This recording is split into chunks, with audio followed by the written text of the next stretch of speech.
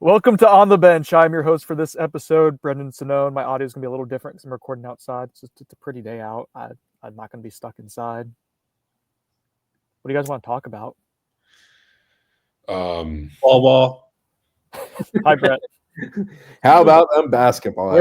We're about to let Brett cook on this one, guys. Are there any fire ant mounds for you to pay your debts in, your penance?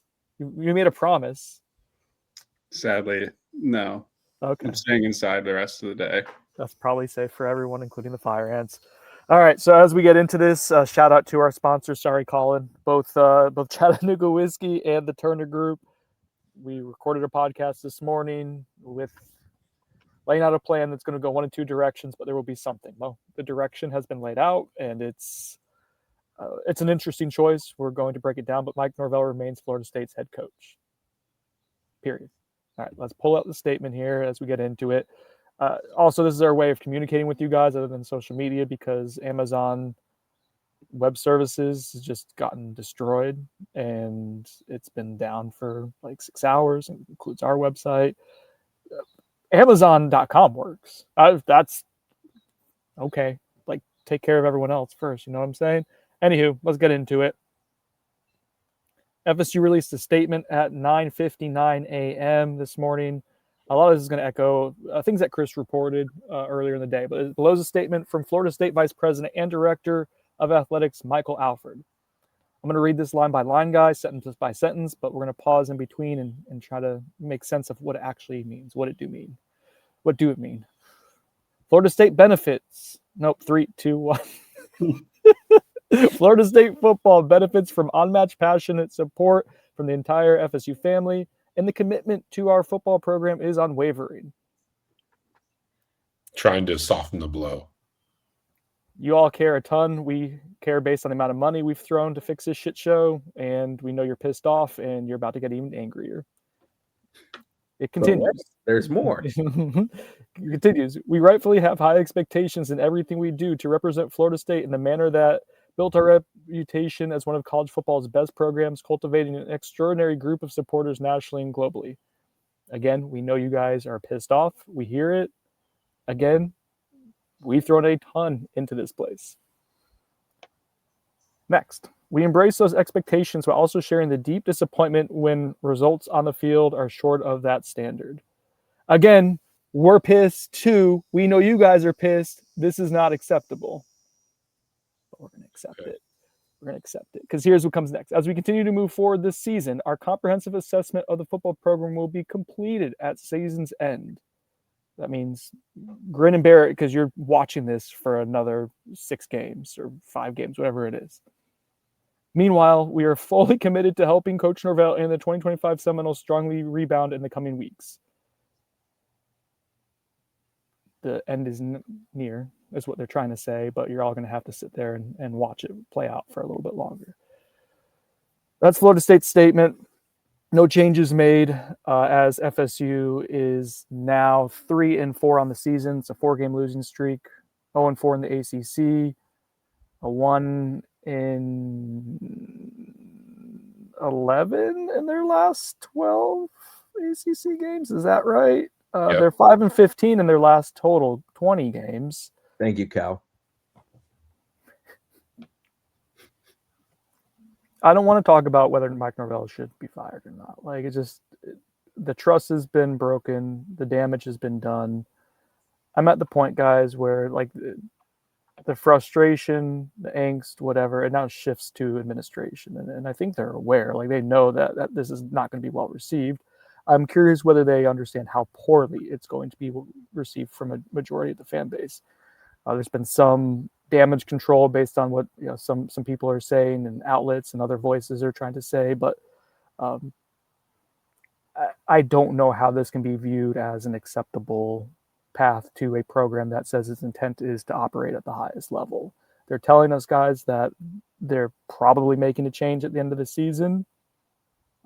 I think it's a mistake to allow Mike Norvell to coach another game here at this point. I had conversations on this. I brought up some of what ended up transpiring on the earlier pod we did today and obviously reported on the site. soon after that pod about specifically what I expected and resulted in this statement. We got around 10 a.m. I mean, in those conversations, these are people that I know and I see on a decent basis and certainly chat with plenty. And I appreciate the back and forth that they provide me and the information that they're willing to give and the background that they certainly give on things. When we were discussing the statement that ultimately we got at 10 a.m. or 9:58, I mean, I said, basically I said two things. It feels like you're putting off the inevitable, which I think is understood by most, and also that it wasn't going to be well received, and they know that. Like, we're not dealing with stupid business people here. I mean, Michael Alford, Peter Collins, President McAuliffe, all those individuals are individuals that are involved in a whole lot of things that go beyond the spectrum of Florida State football and are extremely successful businessmen. In the case of Peter Collins, like, they understand what they're dealing with here. I think there's an effort to not be impulsive, which I understand. I don't think at this point you're being impulsive when you're dealing with a football program that's won 5 of its last 20 games. That's my biggest pushback, I think, was this idea of this being impulsive. And you shared that yet, like, yeah, I think it's because this wasn't really a conversation being had before the Pitt game. Why not? Because there was a belief that they had, using some of their own terminology, doubled down, reinvested in it, and were working towards trying to be good. And I use good in quotations of like better than completely mediocre. So no, better than 500 type of football team, 7 wins, 8 wins, whatever that magical number might have been in their heads, but something more than 6. And I think they believed in that. Pitt happened, and I think Pitt shook the confidence and belief of many. I shared on the Saturday evening after Pitt that there were individuals who were fed up with how it was going, angry with how it was going, but certainly understood the financial ramifications of what may come next. And then Stanford happens, and you go to Stanford, you play in front of 24,000 people in a stadium that seats 52,000, I think, and you play like complete and utter ass, and you lose. And you lose badly. And I know people, badly? They only lost by a play. No, they lost badly. No one. Who's saying that? Someone might. But if they played a good team on Saturday, they got the door. Man. But yeah, we're here. Like, the statement is what it is. I mean, I had a heads up it was coming. I'm not shocked by it. I disagree with it. I don't think it's beneficial for this to continue as it's going. I think it's to some degree unfair to Mike Norvell to have to stand there and take it for the next 2 weeks. He doesn't have to, but he will. But he's in. Right. We know what Mike is. It's unfair to the fan base, though, too. To Mike, but it's you're allowing this toxicity to fester. It just feels like a football team that's checked out on its head coach. If I'm just getting matter of fact right to the point. Yeah. I have some intel on that whenever you want to share. I'll be done in a sec, Zach. I promise. I'll try not to be long-winded. And when you get to that point, like, I think it's tough. And when the fan base seems largely disgusted / angry / trending towards apathy with everything that's going on, I don't know. I don't think it's impulsive. I think that's what I come back to is I don't feel it would be impulsive to make the announcement that you intend to search for your next leader of Florida State football after this season, and that you're moving on from Mike Norvell after 5.5, nearly 6 seasons with him at the helm, and pointing to the last 2 seasons as being the reason. And the belief is that, not sure you ever get it back on tracks, and certainly don't think you ever get it back to the level of what 2013 offered for some point in time, especially from a record standpoint. All right, I'm good. Here's my take on this. I think when they use the term like, they didn't want to be impulsive, I think that's covering up for the fact that I think they were not prepared for what was required to make a change. And that's getting everyone on board administrationally. Like, they need, the board of trustees, the AD, the president to all be on the same page when it comes to, making a change of this magnitude and the financial ramifications to the university. And then from a finance standpoint, I mean, we heard that they had conversations with boosters after the game on, needing money to be able to fund this buyout and all the other financial components in relation to making a change of your head coach at a big university like Florida State, including, buying out the rest of his staff and, making, obviously having the money to go spend on a new coach, along with, the potential financial burden of players now, and whether, a new coaching staff would have to breach some contracts with players on your team that have signed multiple year deals, and you would owe some buyouts there. So yeah, there's a ton of there's a lot more that goes into it now than ever before when it comes to making a change like this. And yeah, I won't, I don't know how anyone can buy the fact that this was a lack of or a wanting to not make an impulse decision. There's nothing impulsive about this. It is clear to everyone that has watched this football team over the last 4 games that this is an unacceptable product, and it's not something that came out of nowhere. We all watched 2024. So the fact that they were not prepared for something like this happening after watching what this head coach put on the field last season is unacceptable, and I think that it's damage control, the messaging they're putting out there. I think people are going to bring up the money, which I'm not being flippant and dismissing that, like, yeah, you're trying to search for, because it's not going to be all paid up front. We talked about that in the earlier episode. That is like the 50 million plus that you're going to owe. It's not all up front, but you do have to buy a new coaching staff. You're going to have to have bonuses when you bring in a new coaching staff. You're going to probably have to have different, like you're going to be paying multiple salaries at once for a long time, and that's going to put a burden on you. So that's not something to dismiss, but at the same time, you made an investment in the football program, which you talk about in your statement, essentially, and it was unforeseen that this would go belly up as fast as it has. Chris has talked about the diminishing ROI there that rapidly. It's unprecedented, but it happened. And you made an investment, and it turned out to be an important investment. People aren't faulting the decision you made, but now your finances are such, and because of other areas where you've invested money, bricks and mortar, it doesn't seem like you have the ability to go to boosters and have a concrete financial plan of how we get out of this while paying this. And that is a problem that you created yourself. Again, it's not entirely fair that it happened, but it is of your own creation. You signed everything. You agreed to all of it. And so the idea of this being acceptable to continue to play out for weeks longer, it's not acceptable. It shouldn't be to anyone who is a faithful Florida State fan, who is someone who pays for Florida State gear, who pays for our message board or Word Chant message board, or goes and buys a Tallahassee Democrat and wants to learn about Florida State. It shouldn't be acceptable to people who go and donate money, who buy tickets to games, who spend countless hours talking about. This is not something that you invest financially, emotionally, your identity for some people into, and this is acceptable. It's just not. It's not an okay way for the program to be operating currently, and that sucks.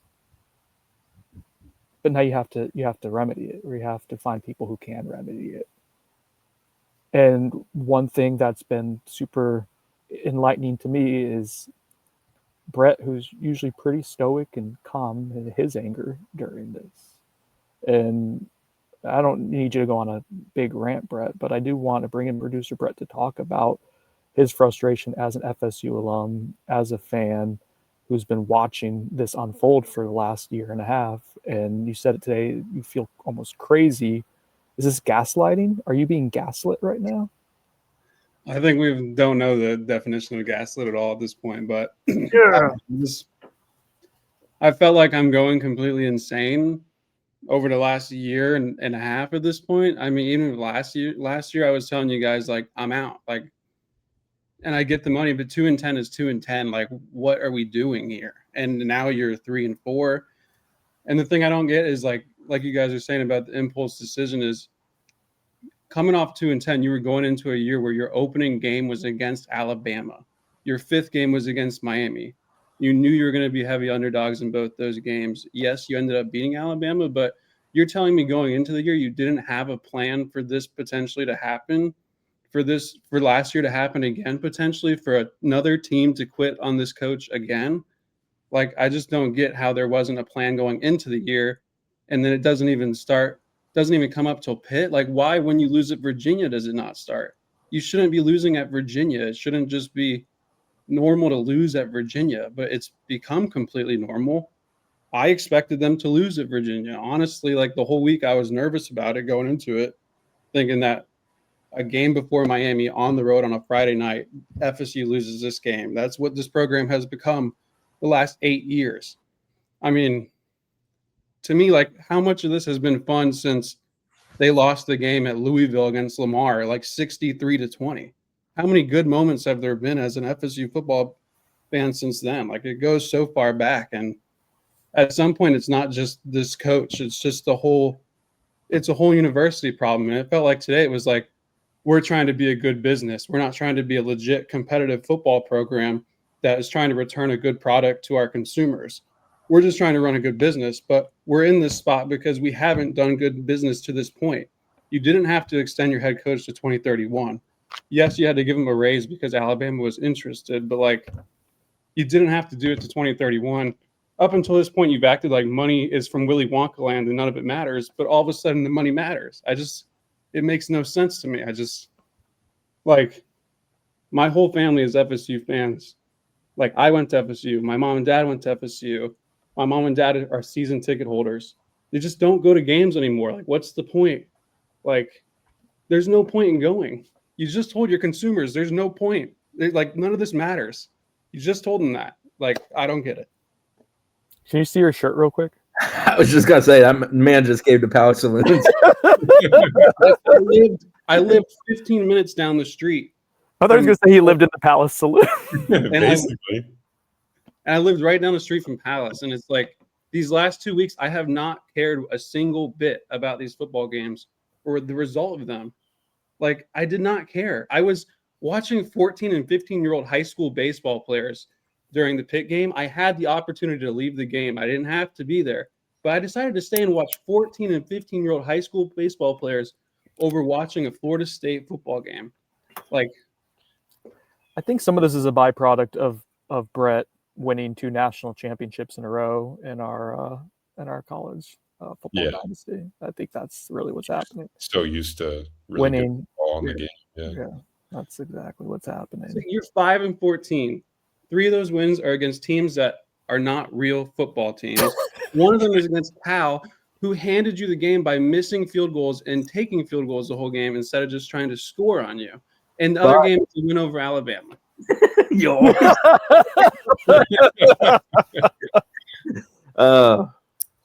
What a weird place we are. What, 7 weeks removed from that, basically? All right, so at this point you can't. As frustrated, I think, as most, I don't want to speak for all 4. I think most of us are at this. It would be even worse if you walk it back in the next week, like before you play another football game, right? And so you now have to go through these next, 12 days or so before Wake Forest, which is going to be at 7:30 p.m. Damn it. Like, I just want to go to bed. That's all I want to do, is just go to bed by 9 o'clock and be done with it.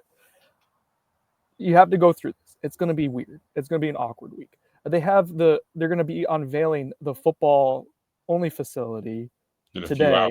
Yeah. What, are they going to just put out a social media clip with like a bunch of like montages of like, oh yeah, this looks awesome, and Mike Norvell, yeah, I was like, is that what we're going to do? Is that so? That's just the beginning of the awkwardness that's going to transpire. We gotta have to ask Mike questions like, does this team play hard for you? He's gonna say yes, that's fine. Do you think you have enough talented players on this team to win at a competitive level consistently? Those are questions that are going to be asked from. That's fine. That's our job. But like, he's going to have to sit up there and not be transparent, or if he's or share delusions. Like, it's a bad situation for him. And you're going to go out of that Wake Forest game. You have more talent than Wake Forest. You should be able to beat them. We should stop doing that, though. believing that. That's Yeah, yeah. fine. Fine. I did that at Stanford and watched Stanford use Coltab, who I like a lot as a player. Sam Roush, who's a good tight end, and a defense that's horrendous. I have a confession. Beat him. I thought his name was Tab. Tabb. Yeah, I thought it was his first name. No, it's Coltab. He's from down the road. Choctaw. Yep. Can I say something that Trey Rowland tweeted that I think is like? But yes, you can. I just want to know see how you reacted. Yeah, I thought this was really spot on. He said that this move is really short-sighted, in that you're about to receive all the cons of firing a coach, including portal opt-outs, decommitments from recruits, and the obvious PR hit of what the next 6 weeks are going to be like, without any of the hope or positives of the new coach bump.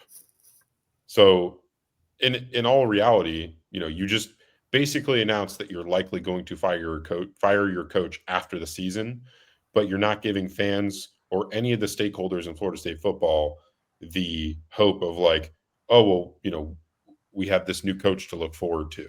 That's going to probably come, but it's going to come. But then you're putting your fan base through this. Yeah, but like what? I don't even know how to cover. How do I cover recruiting? What is? I don't even understand. Get your decommitment shells ready. I don't know. Yeah, man. I just don't know what the messaging will be from the staff. We're sure that people are going to be really mad when you ask them about Mike Norvell. Like, they're not going to be. Twitter's going to be really angry with you when you ask them if they're still committed. Yeah, I don't know. I don't know what you want me to ask. I guess just ask about a bunch of random shit. Yeah, it's and one thing I wanted to share. I spoke with a player on the team today who said that he thinks that Norvell's lost the team, in his opinion. He said that nobody's really believing the stuff he says anymore because in a way it's all kind of repetitive. He said just, with how things are going, with the losing streak, no one's really buying into what he's saying anymore. Apparently he told the team in their meeting this morning of the news that he was going to stay. And the reaction from the team was just everyone kind of remained quiet. There was no, that didn't happen. That did happen. That's what a player told me. He said that he was going to remain, and no one clapped or anything. Is that what you're saying? The player told me from being at that meeting that the team did not react in any sort of way you'd expect from that news. That's why to me it's more unfair to the players than to Norvell to keep him going. Like everybody needs a fresh start. That team unfair to everyone. That they're done with him. Yeah, not to get on some tangent, but players bear a certain level of responsibility for this shit going sideways here this year, right now, in the last couple of weeks too. As do assistant coaches and pretty much anybody in the building. Like Mike Norvell is the king of the castle on the top of the hierarchy, so it falls upon his shoulders and he takes the blame, and he deserves the blame. He gets paid, compensated very highly to lead you to wins and to put you in position to be a good program, and they're not currently that. So yeah, it falls entirely on him in the sense of where it ends at the beginning. But like, come on, players, have some self-pride. Like that, what was on display at Stanford on Saturday was disgusting by a few. I mean, Edwin Joseph, that's as immature as one can be. But that's allowed. Edwin did it last year, and he was brought back. And I know.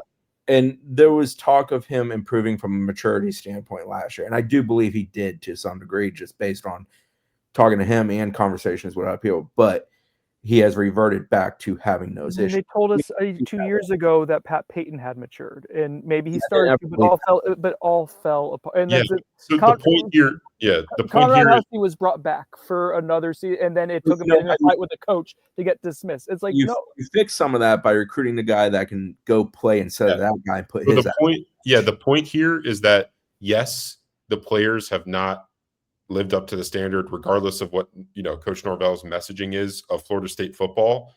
But this, like every conversation, every thing you want to pinpoint when it comes to specific players, it all comes back to Norvell because he recruited these players, every single one of them, to come in to this program, believed in them from a on-field talent standpoint, but also he preached constantly about how he chose, he was meticulous in the right recruiting. guys. The right guys. Yeah. It was a I'm not huge disagreeing with this you on that at all. specific offseason. But- But I can't sit here and say, the players need to take responsibility. Like, 18 yeah, to 22 sure. year olds need to act like young adults and have some self-pride, and we've not seen that from this group. Some in this group, some in Sure, this it all trickles up to the top. like though. like hat tip to Deuce Robinson and Earl Little Jr. for showing up to that post game and sitting there and talking, and they always do because they act like men, and I appreciate that in them. I just need others in the program to understand that when Mike Norvell gets his pink slip and gets shown the door, you're still a football player, and what you've done there is still on display, and you need to understand that and be a better person and version of yourself than that for what's coming after this mess.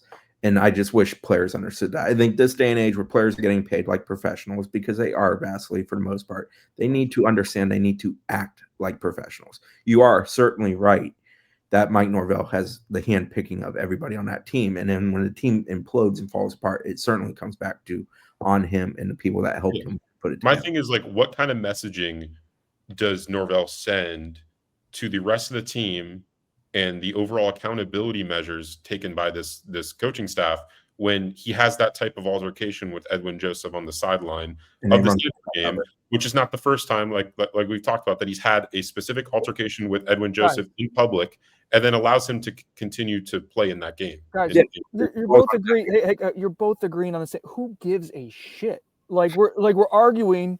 With the whole point is that we've already come to this conclusion 2 weeks ago. Is that Mike Norvell, his version of the program is not working, and the chance that it could work is probably 1%, if less than that. And trying to pick apart the why, like there'll be time for that. The issue is that it's still ongoing. It's still being allowed, and that's like the definition of insanity, is for the same thing to happen over and over again. And administration committed to 6 more weeks of it. Yeah. And the slight chance of if it what if they win the next 5? Right. I was about to say, even if they win out, personally, no belief in it. It doesn't matter. He's not shown any ability to make it sustainable. And so, it is you 3 guys. You're alum. I'm not an alum. I am a Tallahassee resident. My wife is an alum. Like, I do share a level of just passion of being in Tallahassee when Florida State football is good. It is cool. It is the program that I fell in love with college football for back when I was in 2nd grade. My Miss Veerling, shout out if she listens. She did read my articles when I was back at the Orlando Sentinel. Was a huge FSU fan. I care about the program. I wanted to do well. What we're watching and what we've watched for a year and a half is not acceptable. I know that's kind of what administration is getting at in the statement, but even if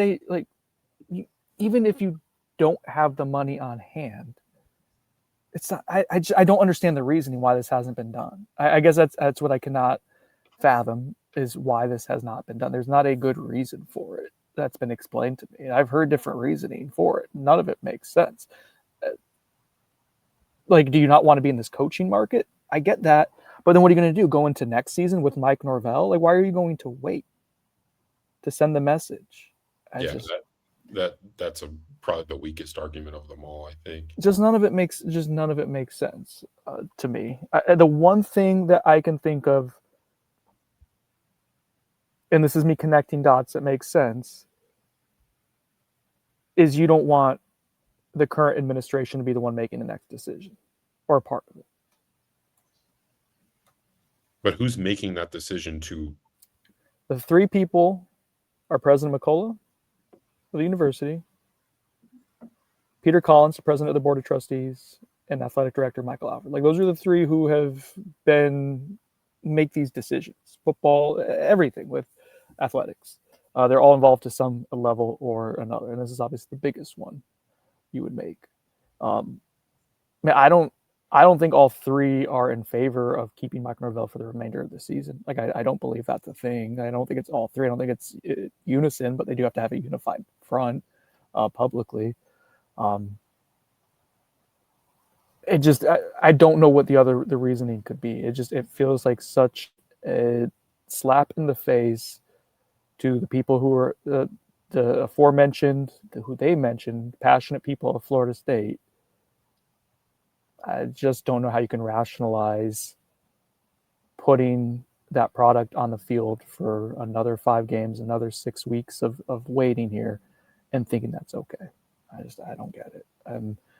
The reaction has generally been, and I know we're in an echo chamber on social media. I would love to know what our message board's reaction is. Don't really see that, but I know the text I'm getting. I was almost probably 95% been people repulsed that this is the decision. It's just like, give me one positive reason why. Like, that would be my question to the administration. A couple million cannot be that big. So, not a positive. I do think this is part of the thought.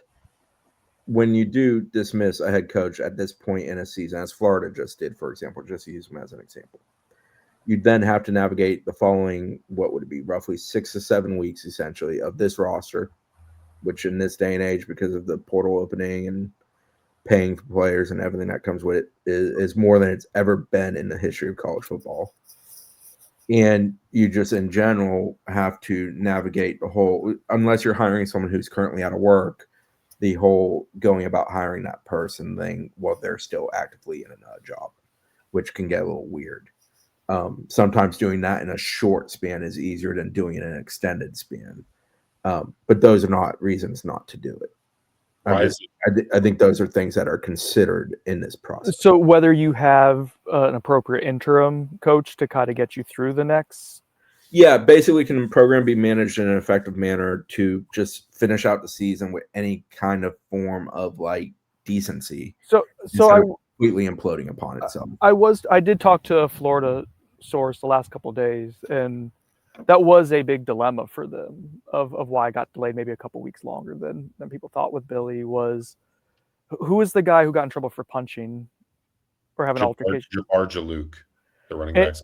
And I think that was a guy who was thought of as a potential interim candidate. And once that happened, that's no longer. And they ended up putting Billy Gonzalez, was it, as the interim for this one. So it was a couple weeks after the fact that they changed into a different direction because you could. And so that, because firings are happening earlier, I understand that. I know, Chris, you're saying that's not a good reason. You hired a guy who was a sitting head coach and who's been a head coach for the last 15 years in Gus Malzahn. And that was a hire that was not just championed publicly by Mike Norvell, but privately by administration. Like, they thought that was a coup. And so now you're telling me 3 months or whatever, 3 months into the season, or what, how many, 7 months after you hired Gus Malzahn, that he can't get you through the finish line? But would he even want to? He's employed by the university to be the offensive coordinator. He did say he did say last week that he operates the offense. By the offense, right? Yeah, they scored 13 points. But I'm sure is there not something in his contract language that I don't remember. I haven't looked at his contract in a minute. You got Odell. Odell's there. It's the Odell possibility. Chris Thompson, because he's the associate head coach. Ben here. Yeah, that's it's not to your point. I'd love Herb Hand to be the head coach for a minute. Just I think Herb's the kind of dude that can rally a room to a degree. Why don't they get who's the UCLA's guy? Well, shit, take UAB's. They just Little Neuheisel, but he's not in the interim. Tim Skipper, I believe, is actually the technical. Neuheisel just has great hair, and they've been good the last couple weeks. Chris Mortensen's son at UAB. They just take be like, hey man, we'll give you $100,000 for the next. Come on down. We'll give you $100,000. What's the extra $100,000? I'm just sharing from conversations I've had that I believe those are a couple of things that do factor in some of the thought process that's going on. That's obviously been ramped up, especially since the Stanford game. Yeah, I think that's just as damning. I don't know. I think, or not just as damning. It's just another damning piece of evidence is that you didn't have a plan in place. To Zach's point, the fact that you entered this season without the catastrophic worst case scenario in mind when you just lived it. It's like you just had a bunch of black mold in your shower. You figured it out. You paid money to clean it, and you're like, all right, we're good. I think it's been removed. Hey, we got a little extra money. Let's go put a new roof on the house. And you start tearing up the shingles. Oh shit! And there's black mold in the attic. And guess what? You spent all your money on the roof, and you still got black mold. It's still infested. You still have rot inside of your program right now, and I don't. And you're It going just to let it move into the football only facility that you're opening tonight. And they were moving in today still. I did swing by. Monday they were continuing to move in. It Yeah. just Brendan's just trying to get the mold detection sponsorship here. Sorry, Turner Group. no, I mean we have room for more sponsors if they want. Listen, it's going to be a wild couple months here. So sponsors, people will be listening. We have a decent product. I'm probably the worst part of it. That's fine. Y'all keep listening anyways. So the podcast just keeps growing. Weird how that happens. What else we want to talk about? That's the worst spot of the four of us, though. As someone who used to do a boatload of recruiting in my career, recruiting in the a change is going to come, but the change isn't happening yet. Not any fun. Like you get to cut. Yeah, I don't know what to say. As visitors. Yeah, I can't. You hyped? Yeah, I can't wait. Are we going to force Zach's going to have to stand out there? Yeah, you're going to have to talk. I mean, let's workshop it right now. What can you possibly write? I mean, I think right now you have to talk to recruits about what their thoughts on Norvell's tenure, how much longer he's going to have. Sort of what I texted Zach earlier today. My belief in moments like these was always asking me essentially, what is the messaging from the staff to you? And what is your belief of what's transpiring here and what it means for you, your interest in this place, and your eventual future? Yeah. Not planning ideas in their head, just simply getting it straight from them. You don't want to ask any leading questions, Zach. That'd be inappropriate for a recruiting porter to do. You can get direct in responses. Like if a kid says to you, like, I don't know what it means. And well, if they were to move on from Mike Norvell as their head coach, what would that mean for your commitment? I think that's an entirely fair question because that's a reality that's probably going to come. And I think most of the prospects at this point probably view it in a relatively similar way. They hear the chatter. They're on social media. They see that stuff. Like they talk to players like early on the roster. Yeah, I mean, you're gonna have to buy your time here for the next month or so. I don't even know really what to write about the team, guys. We talked about that earlier. Is we will if something didn't happen by noon today, we were going to have to start covering the team again. Like, what are we going to write about the team, Chris? I'm serious. No, I think you need to respond. I ain't falling for that bait, baby. I don't know how my tone has been. I'm frustrated. I'm frustrated because what seems like a pretty straightforward, is this change going to happen? Yes. Crisis management 101 is don't delay into tomorrow what must be done today. It seems so basic. And so there's this piece of information that I feel like we're missing. Chris and I have both dug around. We were operating last night that this was going to happen. But there are facts. Buyers Sonone sponsored by the Turner Group. There are high-powered, prominent members, associated of Florida State, I should say, who want Mike Norvell to be fired. Yeah. Bye. Play the game. Okay. Sorry, Colin. Apologize to Colin, not me. I'm sorry, Colin. Go check out their Instagram. It's great. Becky! R.I.P. If there's something that sorry, Colin. Something that has to be done. I mean, and then to put out the product that you have continued to put out for more or less the last year and a half, outside of the Alabama, that flicker of Alabama. We'll always have Alabama. It just feels so unacceptable, and it's a slap in the face to Florida State fans. I think just to college football, come on, this isn't how it's done. This isn't how it should be done. It's just frustrating. So something that there's another announcement today by Wisconsin that they're backing Fickle, which is, if people want to try to compare the situations, they're a little different. From what I've heard, the thought there is that they have not financially invested enough in him and as far as building the roster there. I mean, I still think that product's pretty unacceptable from what he's shown there so far. But FSU's obviously past that point of investing a ton into Mike Norvell and giving him another chance like they did after the 24 season. So just interesting to see two of those types of announcements the same day. Obviously not the same situation.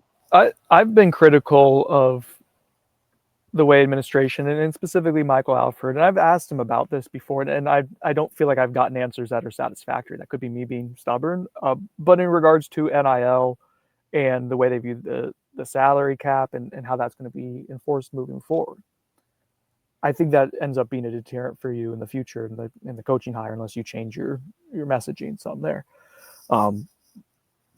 But if we're going to be fair for what this roster was, and again, this is in the coded message of the release today of what they've supported, Florida State, we believe, is probably, just with the total amount of money being spent on football, and this is just solely in the rev share money, which we think is what, Chris, like 20.5 million? Is that what it is? 20 cap, yeah, that's in that. Yeah, the rev share cap. And we think Florida State might have the largest amount of money nationally going to football only. We know they probably have the lowest in the power. You're saying from the cap itself? Yes, from the cap itself. Yes, from a rev share standpoint, I believe FSU football, at least in a P4 structure, probably is holding the largest amount. Like, for example, men's basketball is starving in the sense of the amount they're getting versus their competitors at this level. So they all got a little bit more, but like, trust me, I'm sure Link has probably had some healthy conversations about the need for more finances over there. Brett, keep a straight face. Would you say that's probably accurate, Brett? Probably. Okay. No. So let's say about 17 million or so has been placed into this year's roster just from the rev share. Does not include the front loading that a ton of programs, including Florida State, did when it was allowed. I'm under the belief, I'm going to go super conservative here because I don't know for sure. But the number I've heard, it's an extraordinary amount that you did in the front loading. Let's say a very conservative estimate of $5 million of front loading. And you paid, so about 17 million is what you're doing. So let's say $22 million is the roster. Like, I don't think that's top 10, but back to the same thing as last year. What have you done from an eval standpoint? Like, it is a more talented roster than it was last year, I think. I don't know about raw talent, but in terms of high floor guys, and it's been a more talented roster than all but two that you've faced so far. And it's still not talented enough, is my point. And Zach can attest to that as well as anyone. It's still not talented enough. And so it's just another issue is like you haven't spent your money well. And that goes again to Mike Norvell and allowing it to happen and being the one who signs off on those decisions. It's ultimately what's going to cost him his job, I think, is the poor resources or poor allocation of financial resources they had to build the roster. And I understand, again, that admin is frustrated. You've made a commitment to them and you've poured money at it, but it's not working. And I think everyone in administration knows that it's not working and that it's not acceptable. And I go back to, then why are we accepting it? Because that's what you're doing. You're accepting it for another 6 weeks. People don't have patience for it. The message that it says is that it's acceptable when you keep trotting it out there. You don't have to have your answer, your solution right now. I know it's not, and maybe that's when they say, Chris, that they don't want to be impulsive. It's not just the impulsivity of moving on from Mike. It's then you have to find someone. I believe that was, you've had to have been working on a short list for the last year. You should always have a short list. Yeah. Your coach can up and leave you too. So yeah, I don't know how to cover the team for the remainder of the season. We're going to make our attempt to be as professional as possible and cover it just on a day-to-day basis and just live it as like this is you're trying to each week. But Mike's going to be asked tough questions when he returns to talking to the entirety of local media. Chris, I give you a shout out for being willing to ask about how he's viewed under administration. You asked pointed questions in Stanford. That's good. That's props to you for being professional. We're going to have to continue to do that. But ultimately, the answers don't matter a ton at this point. And just another shoulder shrug of what are we doing here? I feel like I'm going in circles now. I'm just excited to ride that 247 on Wake Forest. Let me tell you, the robot's going to take over. I just want to see Brendan die a little on the screen. Don't worry. I told Chris. I mean, listen. You got content numbers to hit. You got you have to do a certain amount each month. Opponents still exist. We're not supposed to talk about our financial situation on the podcast moving forward. This is not good. It is not a good decision, in my opinion, by the administration. It's not a group of stupid people. I think they miscalculated what the fan base response was. I think they expected anger. I don't think they expected the level of disgust that they have received. Also put themselves in a corner because if there is another loss, and especially against somebody it shouldn't be, and especially if it looks bad, and that can also be against somebody good, blowout, for example, your timeline ain't going to be nice to you. Like, I think your timeline gets hurried up very, very quickly if that happens. I don't know why they had to say end of season. Why couldn't they?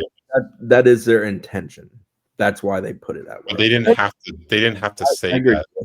Yeah. I think they were trying to say, hey, this is not going to continue, and there will be a change. If they can read it the other way too. They put ongoing. People like myself are going to be asking them like once a week, every week for sure for the rest of the season. Listen, they reserve the right to if they come out and they lose. Shut up and don't. It's Chris. Shut up, not Brendan. Shut up, Chris. Shut up. Don't ask me till the end of the season. But the truth is, if they go out there on homecoming heritage night, play like against Wake, and come out with an L, and that place is booing people off the field, and you have X amount of empty seats in it, I'm still going to be asking a question because that's my job. Was that a Freudian slip? Did he say Brendan shut up? No, I said Chris shut up. I didn't want you to think I told you to shut up because I would never do that to you. See, Zach, that would be a Freudian slip. All right, let's get in the nitty gritty of Wake Forest. No, I'm kidding. They are a good team, though. I think they're better than people maybe give them credit for. So I'm not projecting FSU to win that game. SMU versus Wake at noon on the CW network this week during FSU. Boom. We're all sitting there and scouting. Give that CW network bump. Tough times. I feel like we should be saying more, but I don't have anything else to say, guys. There's more to say. We kind of fleshed it out. I mean, we all obviously think it's a bad decision by the administration, the university. And yeah, I mean, it just feels like the next 6 or 7 weeks are just going to be hell. Just picture when they announce his name at the Wake Forest game. What? I think that's the miscalculation in all of this. Is they're going to announce his name. It's going to be boos. Anytime there's an interception, a false start, whatever. Football's an imperfect game. There's going to be missteps. It's going to be it's going to be a powder keg. Yeah. But here's where I think their miscalculation is. And I think they're fine wearing it. Understand this was going to be nasty today. The Flames, I mentioned this before on our morning podcast, but the Flames that have reached Mike Norvell, they've hit it. It's here. That's metaphorically, it's on fire. The castle Mike Norvell resides over that Chris mentioned earlier is on fire. Can castles be on fire? I mean, they're made, whatever. They're melting down. Those flames are then going to reach up to the next town, which is where the administration lives, because that's where the anger is going to go now.